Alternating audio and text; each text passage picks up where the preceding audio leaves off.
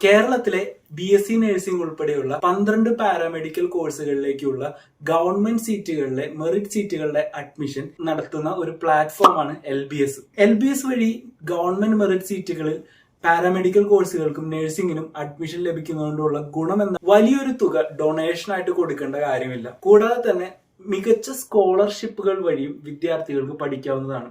തുച്ഛമായ ഫീസിൽ മികച്ച പാരാമെഡിക്കൽ കോഴ്സുകളും നഴ്സിംഗും കംപ്ലീറ്റ് ചെയ്യാമെന്നുള്ളതാണ് ഇതിലെ ഏറ്റവും വലിയ പ്രത്യേകത. നേരത്തെ സൂചിപ്പിച്ച പോലെ തന്നെ 12 കോഴ്സുകളിലേക്കാണ് ഈ വർഷം LBS വഴി അഡ്മിഷൻ നടക്കുന്നത്. കഴിഞ്ഞ വർഷം വരെ ഉണ്ടായിരുന്ന BSc MRT എന്ന കോഴ്സ് ഈ വർഷം മുതൽ ഡിസ്കണ്ടിന്യൂ ആവുകയാണ്. Bachelor of science in nursing, അതായത് BSc nursing, bachelor of science medical laboratory technology BSc MLT, bachelor of science perfusion technology BSc perfusion technology, BSc optometry, bachelor of physiotherapy BPT, bachelor of audiology and speech language pathology BASLP, bachelor of cardiovascular technology BCVT, bachelor of dialysis technology BSc DT, bachelor of occupational therapy BOT, bachelor of medical imaging technology, bachelor of radio therapy technology, bachelor of neuro technology. ഇത്രയുമാണ് LBS വഴി admission നടക്കുന്ന paramedical കോഴ്സുകൾ. ഈ ഓരോ കോഴ്സുകളെയും പറ്റി detail ആയിട്ടുള്ള വീഡിയോകൾ ചാനലിൽ അടുത്ത ദിവസങ്ങളിൽ തന്നെ അപ്ലോഡ് ചെയ്യുന്നതായിരിക്കും. തീർച്ചയായിട്ടും വിദ്യാർത്ഥികൾ അതുകൂടി കണ്ടു എന്ന് ഉറപ്പുവരുത്തുക.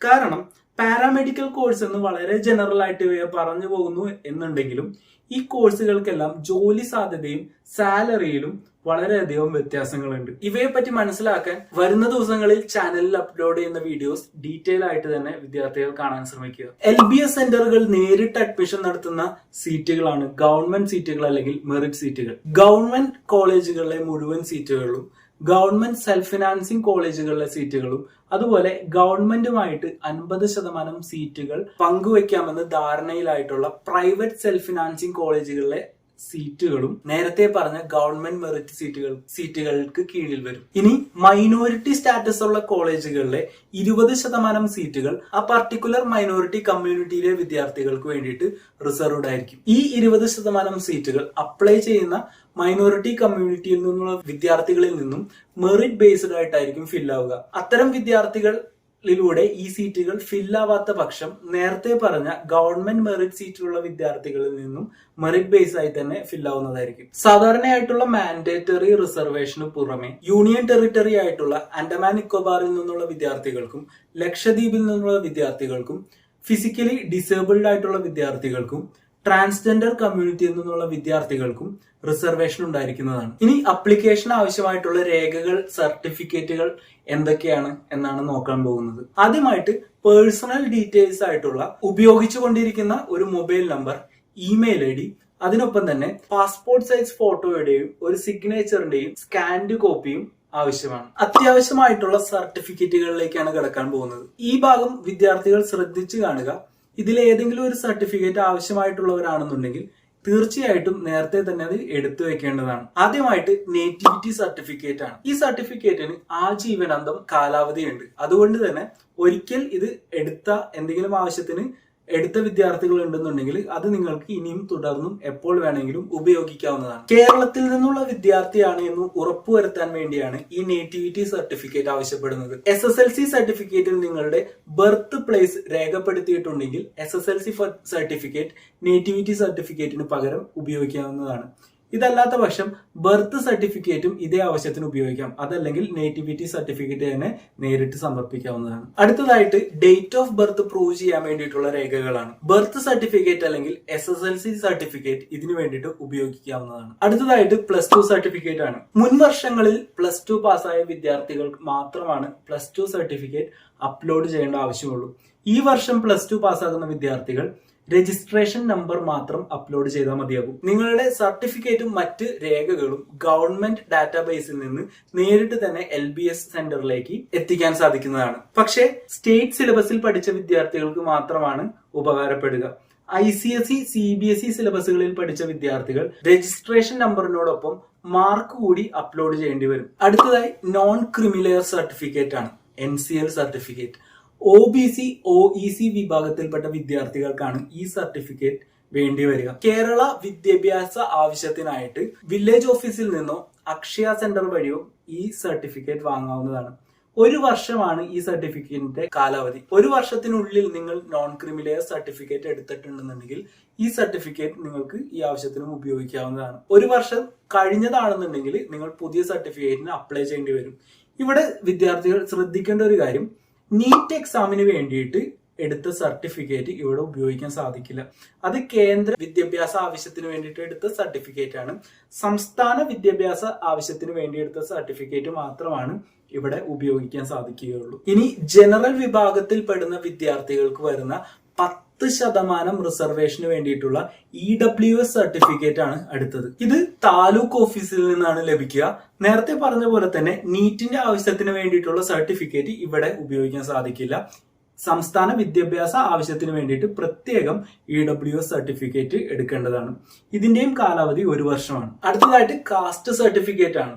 SC/ST വിഭാഗത്തിൽപ്പെടുന്ന വിദ്യാർത്ഥികൾ കാസ്റ്റ് സർട്ടിഫിക്കറ്റ് ആണ് അപ്ലോഡ് ചെയ്യേണ്ടത്. കാസ്റ്റ് സർട്ടിഫിക്കറ്റിന് 3 വർഷം വരെ കാലാവധിയുണ്ട്. അതുകൊണ്ട് തന്നെ 3 വർഷത്തിനുള്ളിൽ എപ്പോഴെങ്കിലും കാസ്റ്റ് സർട്ടിഫിക്കറ്റ് എന്തെങ്കിലും ആവശ്യത്തിന് എടുത്തവരുണ്ടെന്നുണ്ടെങ്കിൽ ആ സർട്ടിഫിക്കറ്റ് ഇവിടെയും ഉപയോഗിക്കാവുന്നതാണ്. ഫിസിക്കലി ഡിസേബിൾഡ് ആയിട്ടുള്ള വിദ്യാർത്ഥികൾ ഉണ്ടെന്നുണ്ടെങ്കിൽ അവർക്ക് ആവശ്യമായിട്ടുള്ള റിസർവേഷൻ കിട്ടണമെങ്കിൽ 40% കൂടുതൽ ഡിസബിലിറ്റി ഉണ്ട് എന്ന് തെളിയിക്കുന്ന മെഡിക്കൽ ബോർഡിന്റെ സർട്ടിഫിക്കറ്റ് അവർ അപ്ലോഡ് ചെയ്യേണ്ടി വരും. SC/ST OBC അതുപോലെ ഹിന്ദു OBCക്ക് കീഴിൽ വരുന്ന 30ഓളം ജാതി വിഭാഗങ്ങളിൽ പെടുന്ന വിദ്യാർത്ഥികൾക്ക് ഫീസ് കൺസെഷൻ ആവശ്യമുണ്ടെന്നുണ്ടെങ്കിൽ അവർ ഇൻകം സർട്ടിഫിക്കറ്റ് സമർപ്പിക്കേണ്ടതായിട്ട് വരും. 1 വർഷമാണ് ഈ ഇൻകം സർട്ടിഫിക്കറ്റിന്റെ കാലാവധി. ഇത്രയുമാണ് LBS അപേക്ഷിക്കാൻ വേണ്ട പ്രധാനപ്പെട്ട സർട്ടിഫിക്കറ്റുകൾ.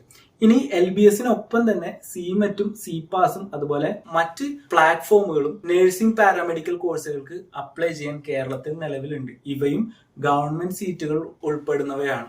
അതിനെ പറ്റിയിട്ട് ഒരു ഡീറ്റെയിൽ ആയിട്ടുള്ള ഒരു വീഡിയോ തന്നെ അടുത്ത് തന്നെ ചാനലിൽ അപ്ലോഡ് ചെയ്യുന്നതായിരിക്കും. അടുത്തതായിട്ട് അപ്ലിക്കേഷൻ പ്രൊസീജിയറിലേക്ക് കടക്കുകയാണെന്നുണ്ടെങ്കിൽ മെയ് 17 തുടങ്ങിയ അപ്ലിക്കേഷൻ പ്രൊസീജിയറിൽ അപ്ലൈ ചെയ്യാനുള്ള അവസാന തീയതി ജൂൺ 15 ഇതിൽ 800 രൂപയായിട്ടുള്ള ഫീസ് അടയ്ക്കാനുള്ള അവസാന തീയതി ജൂൺ 12 വരെ മാത്രമാണ്. അപ്ലൈ ചെയ്തതിനു ശേഷം യൂസർ ഐഡിയും പാസ്വേഡും നിർബന്ധമായിട്ടും വിദ്യാർത്ഥികൾ സൂക്ഷിച്ച് എടുത്തു വെക്കേണ്ടതാണ്.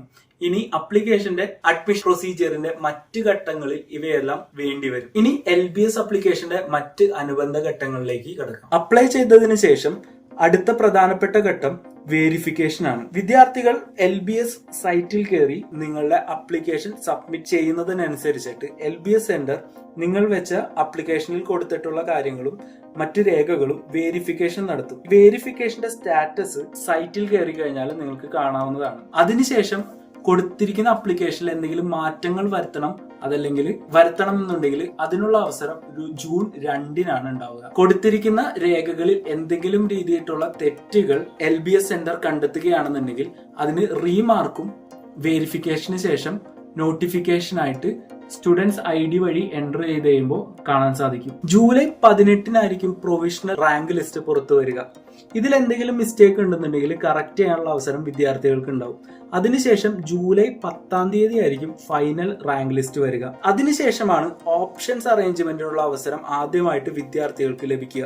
ഒപ്പം ട്രയൽ അലോട്ട്മെന്റിനുള്ള അവസരവും ഉണ്ടാവും. അപ്പോൾ ഇവിടെ വിദ്യാർത്ഥികൾ ശ്രദ്ധിക്കേണ്ട ഒരു കാര്യം, ആദ്യത്തെ ഓപ്ഷൻസ് കൊടുക്കുമ്പോൾ തന്നെ വിദ്യാർത്ഥികൾ വളരെയധികം ശ്രദ്ധിച്ചു കൊടുക്കേണ്ടതാണ്. കാരണം ഒന്നാമത്തെ ഓപ്ഷൻ അറേഞ്ച്മെന്റിൽ കൊടുക്കുന്ന കോഴ്സുകളും കോളേജുകളും റീഅറേഞ്ച് ചെയ്യാൻ മാത്രമാണ് രണ്ടാമത്തെയും മൂന്നാമത്തെയും ഓപ്ഷൻ അറേഞ്ച്മെന്റുകളിൽ വിദ്യാർത്ഥികൾ സാധിക്കുകയുള്ളൂ. അപ്പോൾ ആദ്യം കൊടുക്കുന്ന സമയത്ത് ഏതെങ്കിലും കോളേജുകളോ കോഴ്സുകളോ വിട്ടു പോയിട്ടുണ്ടെന്നുണ്ടെങ്കിൽ അത് പിന്നീട് കൂട്ടിച്ചേർക്കാൻ പിന്നീട് വരുന്ന ഓപ്ഷൻസ് അറേഞ്ച്മെന്റിൽ സാധിക്കുന്നതായിരിക്കില്ല. അതിനുശേഷമാണ് രണ്ടാമത്തെയും മൂന്നാമത്തെയും ഓപ്ഷൻസ് അറേഞ്ച്മെന്റുകൾ ഉണ്ടാവുന്നത്. അതിനോടൊപ്പം 2ഉം 3ഉം അലോട്ട്മെന്റുകളും ഉണ്ടാവും. ഇവയാണ് ഏറ്റവും പ്രധാനപ്പെട്ട 3 അലോട്ട്മെന്റുകൾ. പക്ഷെ ആരും പേടിക്കേണ്ട കാര്യമില്ല. ഈ മൂന്നാമത്തെ അലോട്ട്മെന്റുകൾ കൊണ്ട് അഡ്മിഷൻ പ്രൊസീജിയറുകൾ അവസാനിക്കില്ല. ഈ മൂന്നാമത്തെ അലോട്ട്മെന്റിന് ശേഷം സ്പെഷ്യൽ അലോട്ട്മെന്റുകൾ ഉണ്ടാവുന്നതായിരിക്കും. അത് 10 അതിൽ കൂടുതലോ വരെ നീണ്ടുപോകാവുന്നതാണ്. മുൻ വർഷങ്ങളിൽ 10 കൂടുതൽ സ്പെഷ്യൽ അലോട്ട്മെന്റുകൾ ഉണ്ടായ സാഹചര്യങ്ങൾ ഉണ്ടായിട്ടുണ്ട്. ആദ്യത്തെ 3 അലോട്ട്മെന്റുകൾക്ക് ശേഷം മാത്രമാണ് കോളേജുകളിൽ ചേരേണ്ട കാര്യമുള്ളൂ. LBSന് കീഴിലുള്ള കോളേജുകളുടെയും സീറ്റുകളുടെയും എണ്ണം തന്നെയാണ് LBS അലോട്ട്മെന്റിനെ ഈ പ്രത്യേകതയുള്ളതാക്കുന്നത്. LBS കൂടാതെ നേരത്തെ പറഞ്ഞതുപോലെ CPAS, CMET പോലെയുള്ള അലോട്ട്മെന്റുകൾ പ്ലാറ്റ്ഫോമുകൾ ഉണ്ട് എന്നുണ്ടെങ്കിലും അവിടെയുള്ള കോഴ്സുകളുടെ എണ്ണവും സീറ്റുകളുടെ എണ്ണവും വളരെ പരിമിതമാണ്. സോ അവയെ പറ്റിയിട്ടുള്ള ഒരു ഡീറ്റെയിൽഡ് വീഡിയോ നമ്മൾ തൊട്ടടുത്ത ദിവസം തന്നെ അപ്ലോഡ് ചെയ്യുന്നതായിരിക്കും. ഇനി LBS അപ്ലിക്കേഷനിൽ വിദ്യാർത്ഥികൾക്ക് എന്തെങ്കിലും രീതിയിലുള്ള ഡൗട്ട് ഉണ്ടെന്നുണ്ടെങ്കിൽ കമന്റ് സെക്ഷനിൽ ചോദിക്കാവുന്നതാണ്. അതല്ലാത്ത പക്ഷം ഇന്ത്യ കരിയറിന്റെ ടെലഗ്രാം കമ്മ്യൂണിറ്റിയിൽ ഈ വീഡിയോയുടെ ഡിസ്ക്രിപ്ഷനിൽ ലിങ്ക് കൊടുത്തിട്ടുണ്ട്. ആ ടെലഗ്രാം കമ്മ്യൂണിറ്റി കയറിയിട്ട് അവിടെയും നിങ്ങൾക്ക് ഡൗട്ടുകൾ ചോദിക്കാവുന്നതാണ്. ഇനി ഡൗട്ടുകൾ ചോദിക്കുന്ന സമയത്ത് കോളേജുകളെ പറ്റിയിട്ടുള്ള അഭിപ്രായം എന്താണ്, അത്തരത്തിലുള്ള ഡൗട്ടുകളൊക്കെ ചോദിക്കുമ്പോൾ നിങ്ങൾ മനസ്സിലാക്കേണ്ട ഒരു കാര്യം, നമ്മളൊരു കോളേജ് തിരഞ്ഞെടുക്കുമ്പോൾ അത് തികച്ചും വിദ്യാർത്ഥിയുടെ വ്യക്തിപരമായിട്ടുള്ള റീസൺസിനെ ബേസ് ചെയ്തിട്ടായിരിക്കും ഒരു കോളേജ് തിരഞ്ഞെടുക്കുക. അപ്പൊ അതുകൊണ്ട് തന്നെ ഒരു പബ്ലിക് പ്ലാറ്റ്ഫോമിൽ വളരെ ഓപ്പൺ ആയിട്ട് അത്തരം കാര്യങ്ങൾക്ക് ഒരു മറുപടി പറയുന്നതിൽ ഒരു ലിമിറ്റേഷൻ ഉണ്ട്. അപ്പോൾ അത്തരത്തിലുള്ള ഡൗട്ടുള്ള വിദ്യാർത്ഥികളാണെന്നുണ്ടെങ്കിൽ തീർച്ചയായിട്ടും ടെലഗ്രാം കമ്മ്യൂണിറ്റി വഴി ആ ഡൗട്ടുകൾ ചോദിക്കുകയാണെന്നുണ്ടെങ്കിൽ പേഴ്സണൽ മെസ്സേജ് ആയിട്ട് അതിനുള്ള മറുപടികൾ തരുന്നതായിരിക്കും. അപ്പോൾ ഈ വീഡിയോ നിങ്ങൾക്ക് ഉപകാരപ്രദമായെന്ന് കരുതുന്നു. കൂടുതൽ ഇത്തരത്തിലുള്ള വീഡിയോകൾക്കായിട്ട് ഇന്ത്യ കരിയർ ഫോളോ ചെയ്യുക. താങ്ക്